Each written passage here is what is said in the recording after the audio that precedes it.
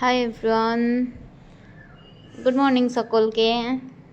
পরশুদিন প্রতিদিনের মতোই পরশুদিন তাড়াহুড়ো করে চলে গিয়েছিলাম অফিস থেকে দুপুরবেলা সন্ধ্যার পরে বাড়ি এসেছি। অবশ্য দুপুরে অফিসে গিয়েছিলাম, তাও সন্ধ্যাবেলায় বাড়ি এসে দেখি খাটের উপরে একটা পার্সেল রাখা আছে, সেটা আবার অ্যামাজন থেকে। তো সেটা খুলে দেখতেই আমি তো অবাক, অবাক যে এটা আমার জন্য ছিল। ভেবেছিলাম অন্য কিছু, হয়তো কিছু একটা নিজের জন্য অর্ডার করেছে সে, কিন্তু না, সেটা আমার জন্যে ছিল গিফট। অবশ্য এটা পেয়ে আমি খুবই খুশি। যখন তখন এইরকম হুটহাট গিফট দিতে থাকো তুমি, আর আমি খুশি হতে থাকি বিনা কারণে।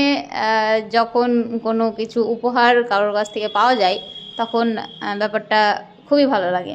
আর সেটা যদি হয় প্রিয় মানুষের থেকে, সেটা তো মানে সেই ব্যাপারটাই আলাদা।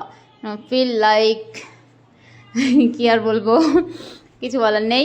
খুব সুন্দর হয়েছে শাড়িটা, অসাধারণ।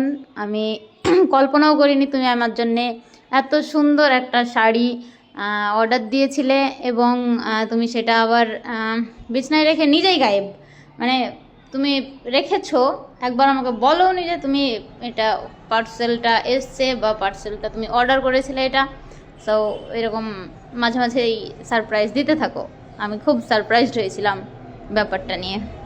Thank you so much once again. Thanks for watching. ভিডিওটা ভালো লাগলে লাইক, কমেন্ট, শেয়ার করে দিও সবাই।